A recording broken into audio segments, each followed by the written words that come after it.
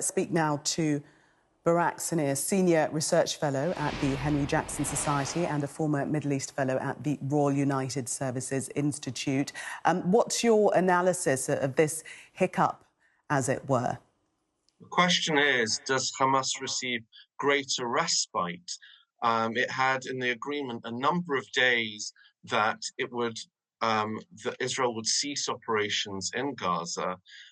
When suddenly Hamas releases less number of hostages, the question then becomes, does the terms become more favorable to Hamas? Does it increase the lack of vision that Israel has as to how Hamas moves its operatives, its assets in Gaza, because this is an intelligence disruption, and it does impact on how Israel attempts to proceed with the conflict against Hamas. Do you think that something has significantly changed this evening, which could disrupt the further release of hostages? I think that at the moment now things have been resolved, but how many more of these so-called misunderstandings and disruptions will occur until the number of agreed hostages will be released? This is something that may repeat itself on a daily basis. On the first day, only 4 of the 13 children were released and 3 mothers were released. And now tonight there's meant to be another 8 children released and another 5 mothers released. So is this going to extend the period in which hostages will be released? This cannot be divorced from the actual conflict itself.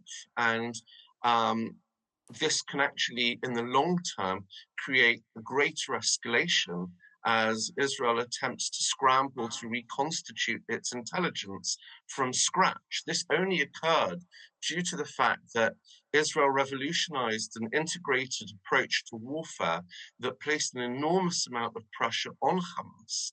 And there's an enhanced integration between the collection of human intelligence, signal intelligence, satellite intelligence, cyber intelligence, Air Force surveillance, which is swiftly distributed to artillery, drone, Air Force, tank units, and Navy units that can support maneuvering forces and reduce frictions that strikes can be conducted with minimal contact with civilian populations. So you can have precision strikes.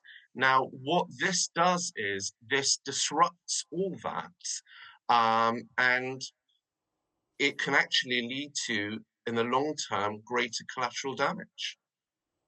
But there haven't been precision strikes, have there? Well, there has been attempts to, civilians haven't been targeted. The fact that there has been civilian casualties does not entail that civilians have been targeted, and that's the critical point. Hamas have said that the reason that there was this hiccup and the release of hostages had been stalled was because there wasn't enough humanitarian aid getting through.